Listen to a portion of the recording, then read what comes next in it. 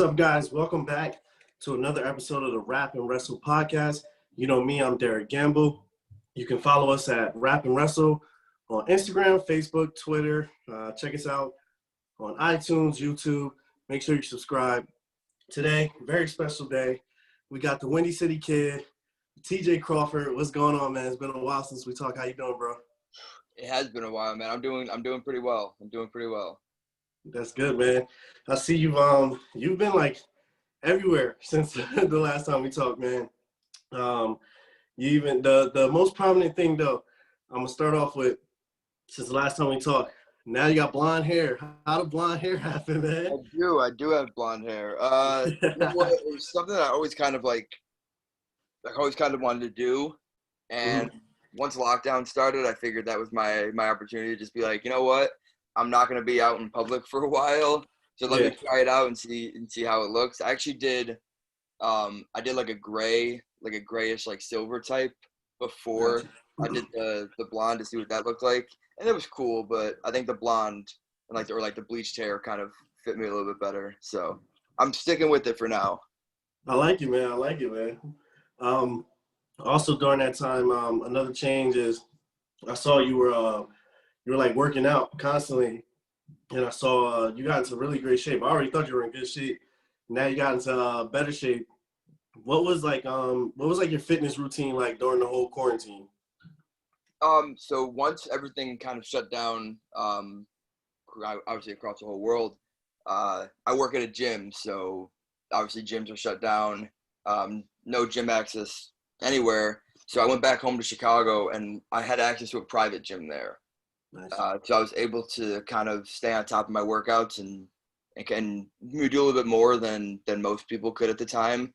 So I was very fortunate to have that gym that I was able to go to and kind of keep myself in shape. But it was hard while I was back home in Chicago because Mama Crawford, she likes to cook. Oh, and man. she likes to cook a lot.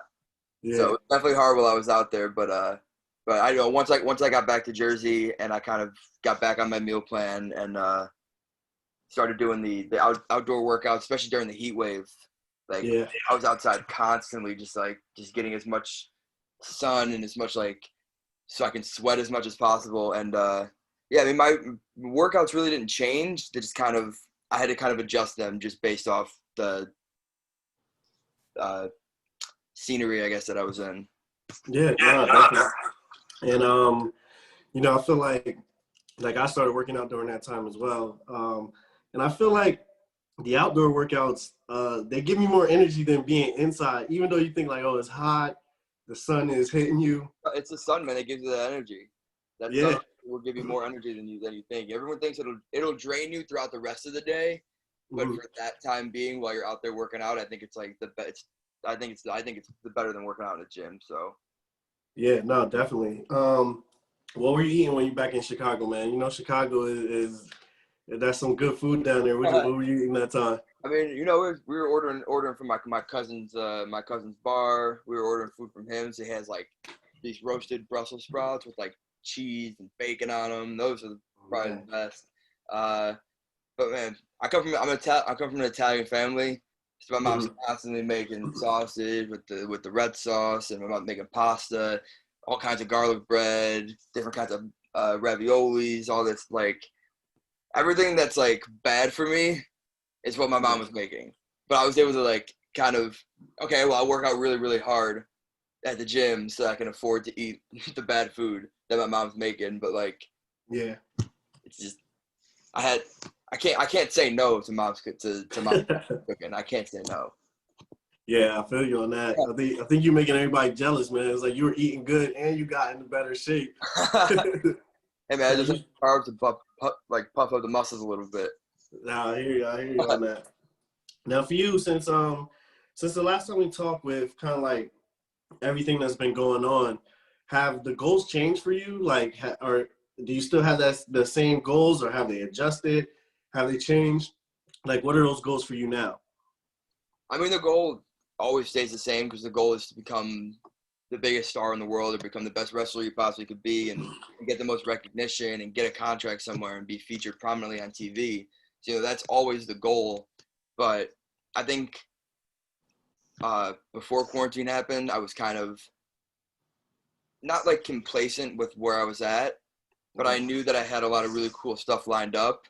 So there was no like, the only motivation was just like, okay, well, I have this really cool stuff coming up, but it's already locked in. So like, I don't really need to work towards those because they're already there.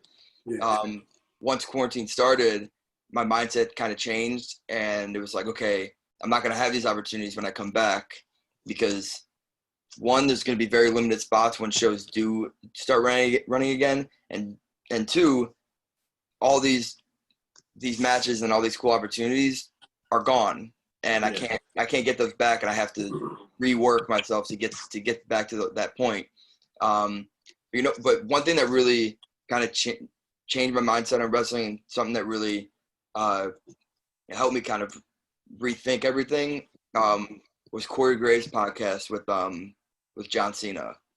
Like growing up, like John Cena was one of the guys.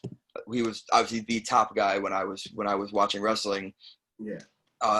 So like hearing his perspective and everything, and hearing how he puts matches together, or how he feeds off a crowd, or how he reacts to certain things, was really eye-opening to me. And I kind of took that to, okay, I thought I knew all this stuff. Let's throw that all out the window, and now let's kind of go from here and see how far we can go. And I think I've done a pretty good job since everything has been coming back. Yeah, no, definitely. You could definitely see the transformation. You've always had the talent for sure. Is there any place specifically that you're eyeing, or are you just like, hey, I'm just taking all opportunities as they come? I mean, it's like, I would love to get back at Beyond Wrestling in the future. I got to do the Please Come Back show back in January. So whenever that opportunity comes about, I would definitely love to get back to Beyond. I would love to work for companies like GCW, obviously, freelance wrestling, AAW, Warrior Wrestling out in Chicago. Like, I've never wrestled back in my hometown, so I'd love for the opportunity to get out there and work. So that's kind of the main goal right now, is getting myself out in Chicago and branching out into that market. Yeah, and you talked about Beyond. There you went against Kris Statlander. That was a really good match, for definitely being an intergender match. We're fighting Kris Statlander. How do you feel about intergender wrestling, and how do you think that match went? I thought the match went really, really well. Me and Kristen, that was the first time we ever got to wrestle each other. We've never done like a drill. We've never done any kind of drills together. Because for those who don't know, me and Kris Statlander she's come from the Creative Pro New York school, and I come from the Creative Pro New Jersey school. So we do have that link in that way. But we've never done anything together. Like I said, we've never done a drill together. We've never wrestled each other in like a tag team match or practice match, anything like that. So that was the first time that we got to wrestle each other, which was really, really cool, especially being in front of the Beyond crowd, because it's basically like the reaction she gets when she comes out is like, it's absolutely insane. And I've only seen it in videos. And when I was finally standing in the ring watching her make her entrance and looking around and seeing how like crazy this crowd goes for her, like, I was like, this match is going to be awesome already, because these fans already love Kristen. Yeah. They love Kristen. So no matter, this match could be absolutely terrible, but these fans will probably love it because they have their favorite wrestler in it. But as far as like intergender wrestling as a whole, like, to me, as long as it makes sense, then by all means, like, the only thing I'm not a fan of is like when it's somebody who's like 6'4", 250 pounds wrestling a girl who's like 5'3", 120 pounds. That's the only time I think that, because there does need to be that sense of realism still in it. Mm-hmm. And I think that scenario is what takes it out of it. But there are also ways you can work around that size difference. And like, I commend people who are able to do that and make it look like a believable wrestling match. Yeah, no, definitely. And that match you guys put on, it was definitely believable. And I thought it was amazing. And I mean, just like you said, Kristen's bigger than I am, man. Yeah. I saw she had you. She like put you up in like the tombstone position. Yeah, like easily. I was like, oh man, like pick me up, no problem. Yeah, that's crazy. And I saw Like they were cheering for a hardcore, and you even got booed, man, as soon as they introduced you. I was like, you know what? If they're gonna, to me, as long as I'm getting a reaction, Yeah. totally fine by me. You could boo me, you could cheer me. Like as long as you're reacting to what I'm doing, then I'm doing my job. Yeah, definitely. You know, someone else that you have a history with that you always put on great matches with when you get in the ring with him, Anthony Bowens. I talked to him this week actually, and you know, for him, he was saying, you know, he feels like everybody has that one person that they could just have a great match no matter what, and he said he felt you were that person for him. You guys had a 30-minute draw when you guys fought the last time, Bowens Crawford too. How is it just being in the ring with Anthony, and what is your respect level that you've gained from him throughout these years working with him? I mean, like you said, like even he said it. Everybody has that one person who they can have a great match with no matter what, or somebody they just have incredible chemistry with. And I definitely think me and Anthony have that. I think me and Anthony have incredible chemistry, and we can almost talk to each other without talking to each other. Yeah. Like we can just kind of give each other a look, and we know what's coming next, which is really cool. And I've never experienced that with somebody like in wrestling, and that's really cool that I got to share with him. His mom grew up with my dad and my uncles, when they were kids. So when I first started to join wrestling and first started looking to training, my cousin Phil was like, "Hey, I have this friend who his mom grew up with our dads, and he trains at this school that you are thinking about going to. Let me get you in contact with him." And I still have the old Facebook messages, like me and him talking. He's telling me, you know, be prepared. This is hard work. If you're not ready for it, don't come into it. Come into it with a mindset of this is going to be my life going forward. Yeah. And from day one until now, Anthony helped me. He has helped me, and he continues to help me in like more than I could have ever even asked him to. You know, he didn't really have to look over me, and he didn't have to put the time in to help me get any better. You know, when I got in, he was already established as one of the top guys. You know, he didn't need to help me get to that level. And last year, I thought we had a great match. But this year, I think was the moment that everybody realized, like, I'm not just like the guy who was in the Beach Bums. Like this, I'm here. Yeah. I'm not taking a back seat to anybody. I'm gonna jump over everybody and make this place mine. And I couldn't do that if it wasn't for Anthony Bowens being so like generous and giving and wanting to help me get to that point. So Anthony Bowens, on Twitter, I say that I hate him, but in real life, man, like that dude's my best friend. Yeah. Yeah. In the world. Yeah, that's what he told me to let you know that he hates you as well. that was the message he wanted me to pass along to you. Professionally, I hate him, but personally, you know. Yeah, for sure. Nah, you guys, both every time you guys get in the ring together, it's always amazing. Wrestle Pro has actually been doing a lot of big things as well. Like they're branching out to Alaska. When I first heard it, I was like, Alaska, like of all places. But I mean, I guess it kind of makes sense because I haven't heard anybody else try to go to Alaska. How has that experience been for you? Have you gotten to go to the Alaska shows? Yes, I got to go last December. And how was that experience for you? Alaska, man, it's a whole different world. It's like I'm convinced it's not even part of America, man.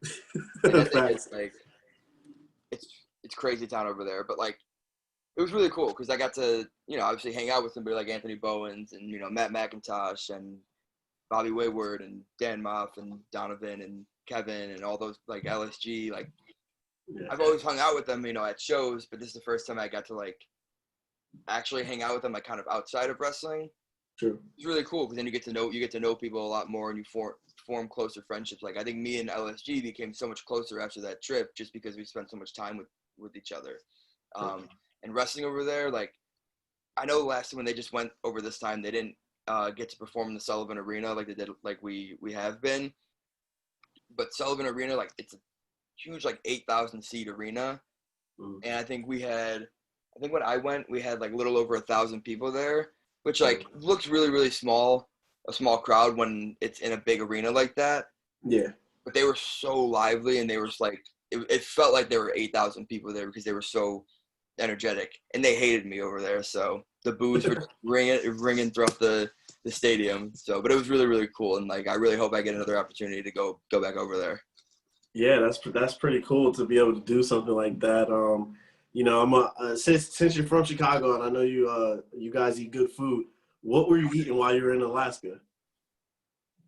They have everything's pretty like the same there. Everything like So, I would it's just like normal food. I was hoping there'd be like something really really cool, but there was I think it's called the Red Line Cafe or something Red something Cafe. It's like right by our hotel.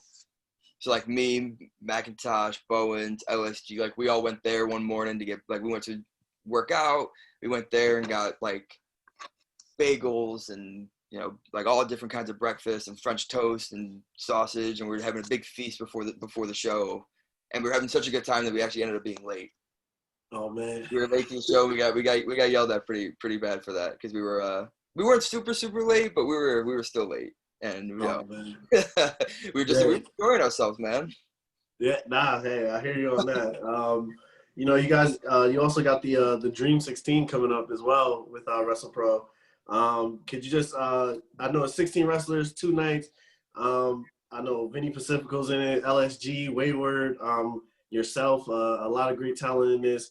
Can you just explain like what the whole thing is about and what's going to make you come out on top over everyone else? I mean, so last year I had the chance to be in the Dream 16, and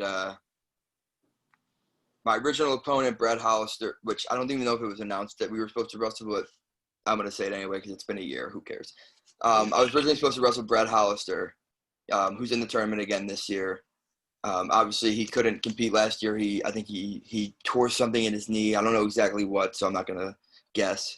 And then his replacement was Alex Reynolds. Yeah. And I got a chance to wrestle Alex for the first time, which is really cool. Alex has been all over the world, PWG, he's on TV now. So, like, getting to wrestle him was really, really cool. But I was gone in the first round. And ever since then, I made it my goal to enter it again this year. And I'm going to win it this year. Yeah. I plan on winning it this year. I'm coming off hot off the match with Bowens. So I have all the momentum going into it. Yeah. Simple as that. Nah, yeah, definitely. I hear you on that. For you, I know you. You know, for me, when I first saw you, is Wrestle Pro, and you know, I know that's where you did a lot of work at. But I've seen you've been kind of like just expanding all over. You've been a lot of places. CZW, Synergy. I know you've been everywhere. If people want to see you, like, what are those places where do you wrestle at? Where's everywhere you've been at lately?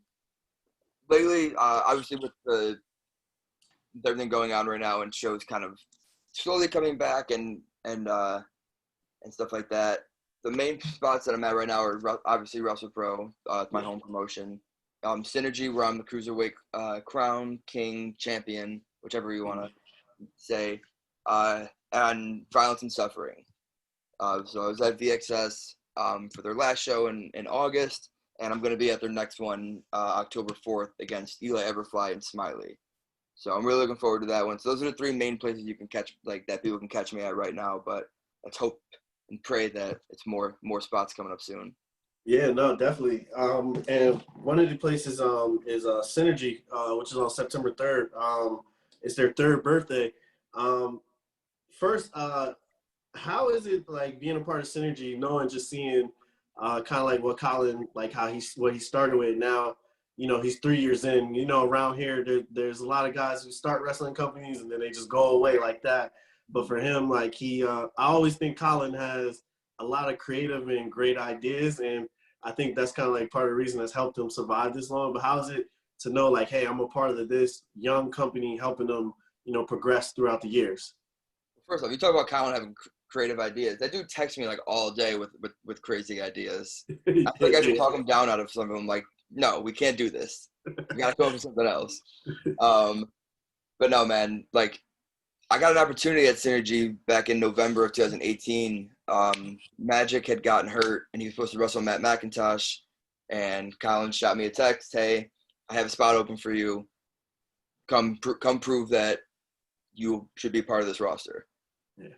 No problem. I come after the show ends. Me and him are talking. He's like, "Okay, you've earned a spot. Let's see where we go from here." And like, from where it was at when I first started wrestling there to where it's at now, like, it's absolutely insane the amount of like hype that Synergy has built around itself.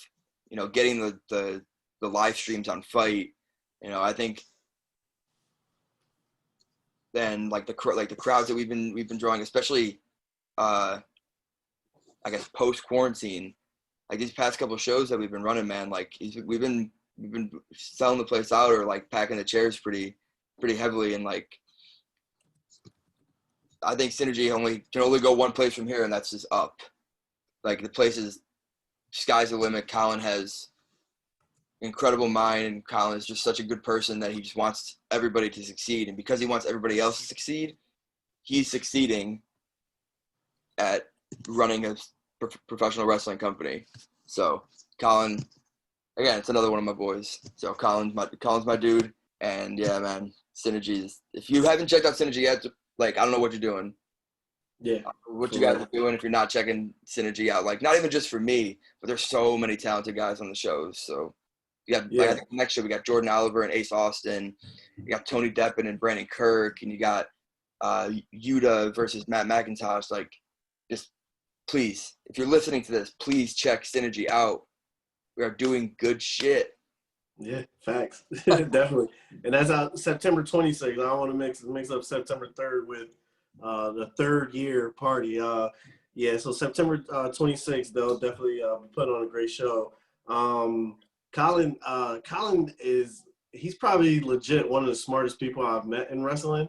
As far as they go to facts, he legit, if you tell him about anybody like on the indie scenes, and he'll tell you, "Oh, well, did you know that this person used to be this person and did this and that?" And I'm like, yeah, how do you know all this? Everything. He knows everything. It's crazy. For you, like you said, you're you have the cruiserweight crown there. You're defending against Charles Mason. How has that been? I kind of like the idea. I thought that was another creative thing, having the cruiserweight crown instead of like an actual belt. Are you enjoying that? I mean, I got the crown, don't I? Facts, I'm doing pretty well. But no, in all seriousness, man, like, it's been really cool that that Synergy and Colin trusted me to be the first holder of the crown. Be the guy to kind of establish the division and get people to be like, okay, we've got the Synergy like heavyweight title, and now we got this cruiserweight championship. What are we gonna, what's that division gonna be like?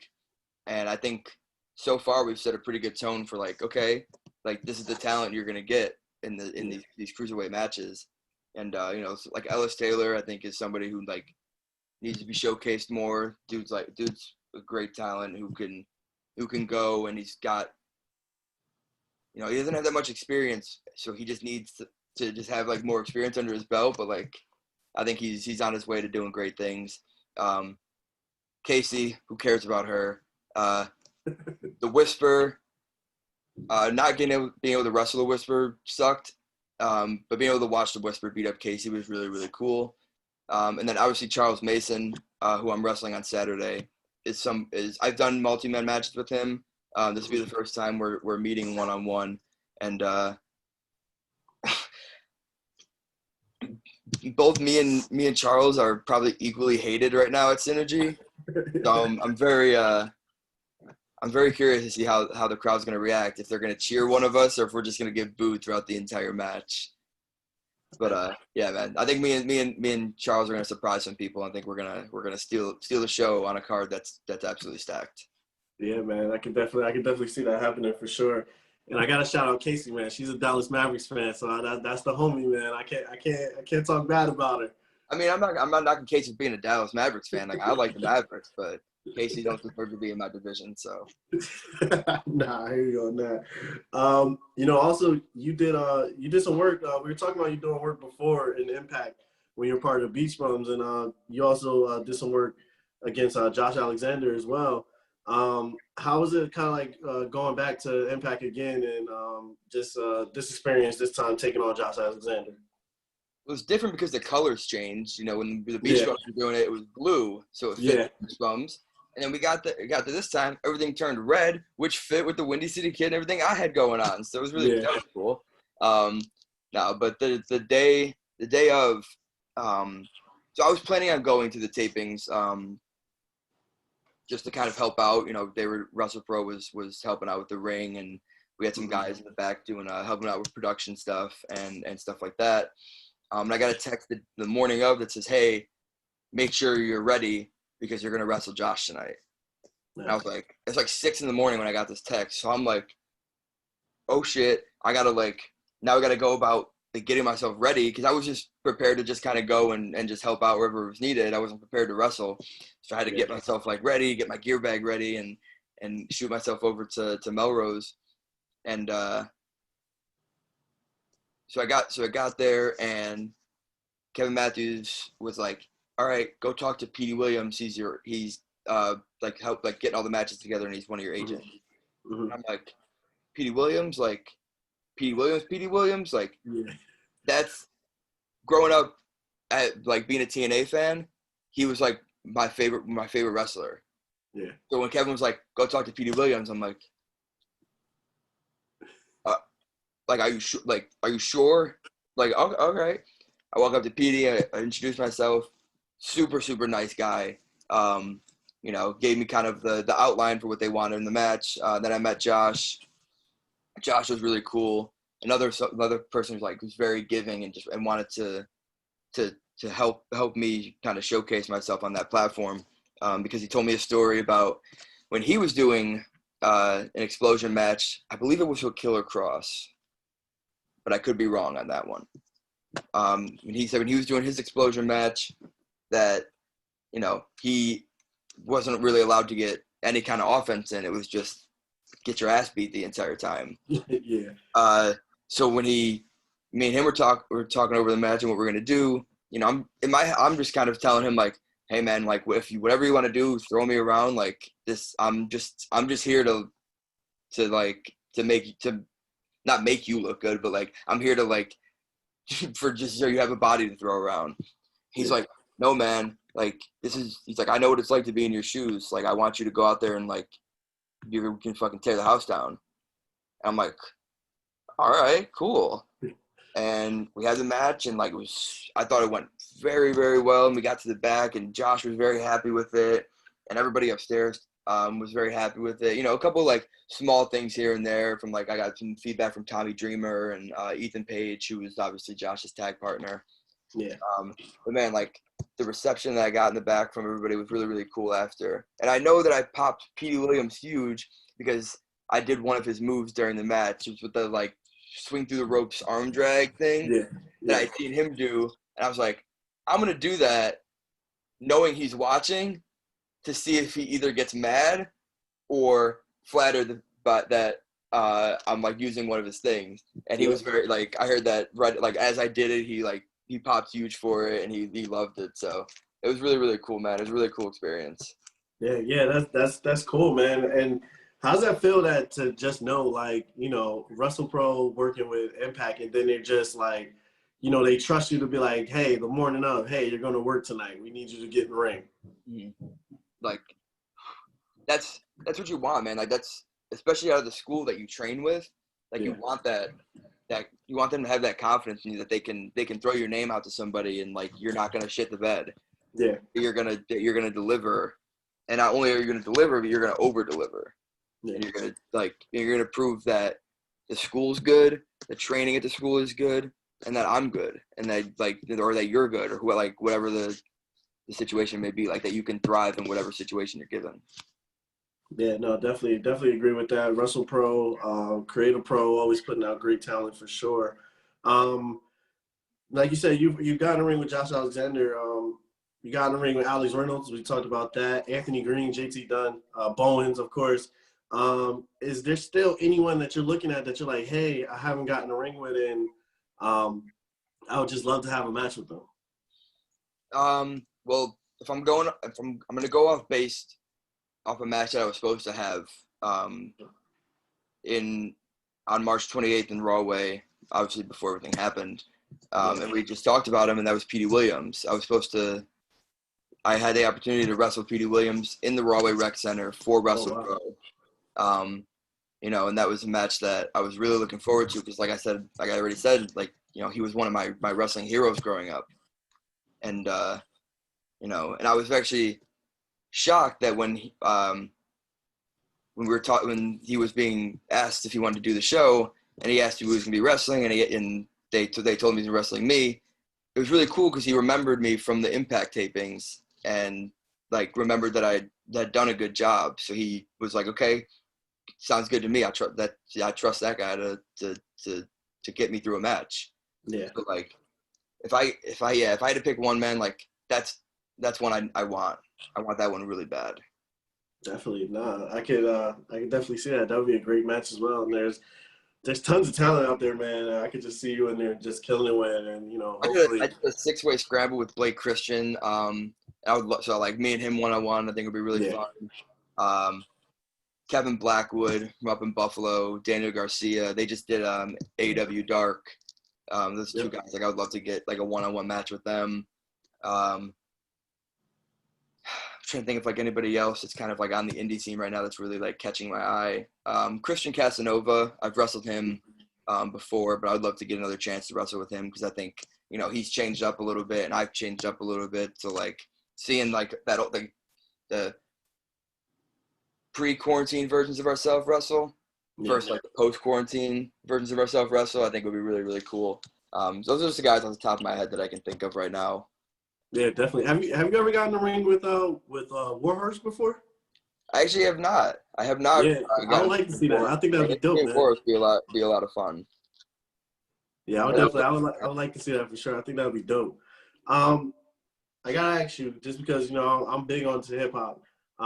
In Chicago, do you listen to any of the Chicago guys? Kanye, Common, Lupe, Vic Mensa. Oh yeah.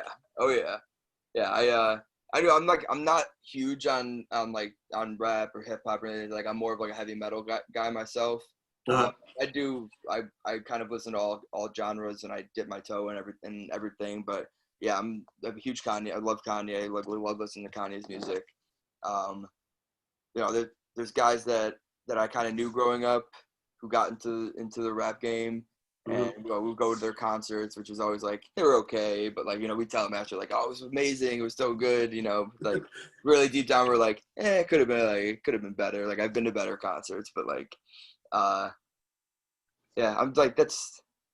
I was really into Lupe Fiasco for a little while, when I was in high school.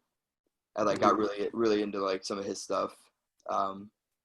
That's really I said, the rap I'm not super immersed. I don't know my rap history. I don't know every single thing. I wish I did, Yeah. That's all good. But what you got? Does it feel being from Chicago? Because Chicago, I feel is kind of like down over here in New York, New Jersey area. There's so many creative individuals that come out of these places that go on to be successful. We just named a few, Kanye and them. D Wade is from Chicago. Obama's from Chicago. So it's does that give you inspiration as well, knowing hey, I'm from Chicago and talent comes from Chicago, and I could be that representation of that in wrestling as well. Definitely. From the neighborhood that I grew up in, kind of nobody really makes it out of the neighborhood. It's kind of all right, you live here, you're going to live here the rest of your life. You're going to get a city job, or you're going to work at one of the local bars. You're going to work at your family business, and that's it. Yeah. You just go about being the normal neighborhood guy. And I never saw myself doing that. I never saw myself working in the city. I never saw myself working at any of the local bars or restaurants or anything like that.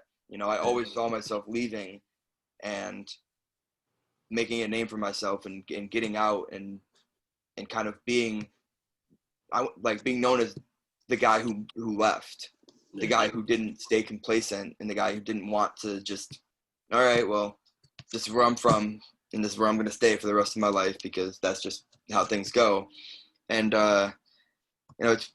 it kind of sucked because I did kind of lose touch with a lot of my friends from back in Chicago just based off, me not being around and not really having the time to reconnect with some people. My very close friends, I've still stayed very close with them, but there's people like I go home and I see them and they're like, oh, I haven't talked to you in years. Like, what have you been doing? And I'm like, if you don't know what I'm doing right now, man, like then you're not one of my real friends. So, I had a friend come up to me. I think it was only about a year and a half after I had moved over to Jersey to start training, and I was back home and we were all hanging out, and my friend walks up to me and he's like, oh, dude, like, you've been like locked in your house for the past year? Like, I haven't seen you in so long. And I was like, dude, I moved. Yeah. He's like, moved where? Like, where'd you move? And I'm like, I moved to New Jersey, man. Like, you were one of my best friends growing up. Like, yeah. I know you follow me on all my social medias. Like, are you really just not like that interested? Because I'm like, I keep up to date with what you're doing, man. Like, I see you and your cousin starting your business together, doing that. Like, if you're not gonna support me when I'm not around, then there's no, I don't need to act like you're like my best friend then anymore. True. No, yeah, I definitely, I feel you on that, man, for sure. People come and go. Yeah, that's true, man. You gotta focus on those goals, and sometimes, unfortunately, that's just how it happens. Everybody can't come along with you on that ride to get to your goals.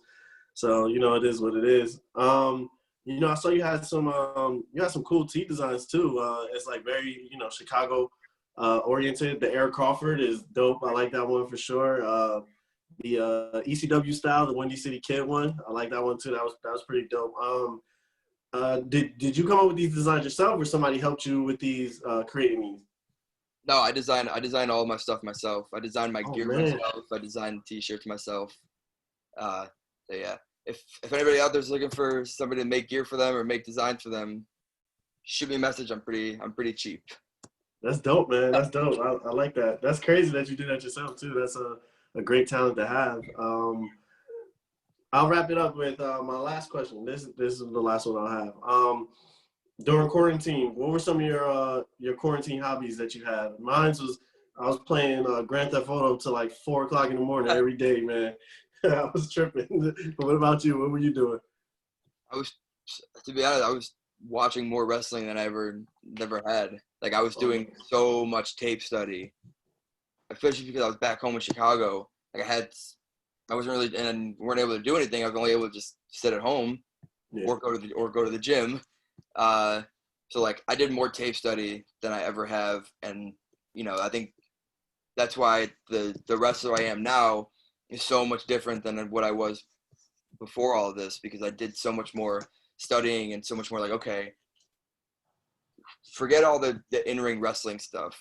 Let's figure out what what would I say in this situation, or what would I do in this situation? How would I react in this situation? And I would watch, anything I can find that was similar to whatever scenario I was thinking in my head. Like, okay, let's watch now how this person reacted to that situation, or like how, like, what they said, or anything like that, or just how like their body language was at a certain point. So like, I did a lot of that. A lot of studying. Yeah, that was my hobby. Dope. Yeah, no, that's dope, man. You can see that, even in your hobbies, you're still, working on your dreams, and I think that's dope that you focused on that, and we're looking at ways for you to get better, as a wrestler as well, and that's definitely a great quality to have. Yeah, man. I don't want to be one of those dudes who fell off during all this. I wanted to be somebody who came back a better version of themselves. And like I said, I think I've done a pretty decent job with that. I never imagined I could have wrestled for 30 minutes. Yeah.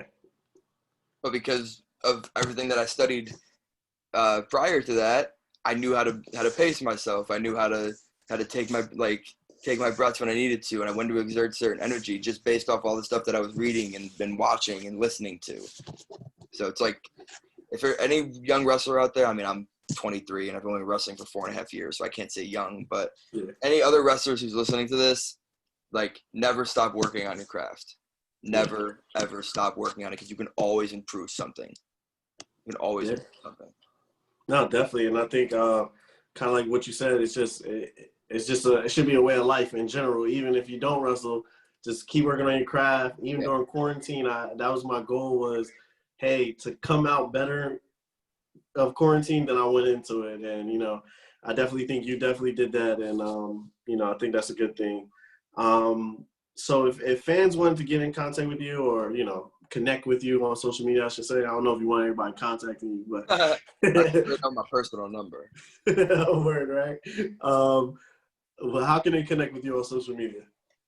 Everyone can find me on Instagram and Twitter at TJC Wrestling. You can like my Facebook page, TJ Crawford. You can subscribe on YouTube, TJ Crawford. I got to work on getting some more footage up there. You can go on my Pro Wrestling Tees store at ProWrestlingTees.com/overtime TJ Crawford. Buy all the cool merchandise. Buy the Air Crawford shirts. Buy the Windy City Kid ECW style shirt, Chicago Strong style. Hopefully I'm gonna have some more designs up there soon. But like, from what I got up there right now, I think I'm good for a little while. Yeah, no, definitely. And, you know, I appreciate you, man, you know, taking this time out. Like we said, that 1 year ago we talked and the time just flew by, man. So I definitely appreciate this time. Yeah, I still can't believe it's been a year, but like, yeah, this is fun, man. When you shot me a message about doing this, I was like, hell yeah, I'm gonna do this. Like, let's do it, man. Definitely. Yeah, it was a lot of fun, man. Thank you for having me on. Yeah, of course, man. You already know. And for us, this is Rap and Wrestle. Like we said, you can follow us on Instagram, Facebook, Twitter at Rap and Wrestle. Check us out, iTunes, YouTube. Just search at Rap and Wrestle. Make sure you subscribe, like, retweet, all that good stuff. And once again, we thank you for watching and listening. And for this episode, we are out.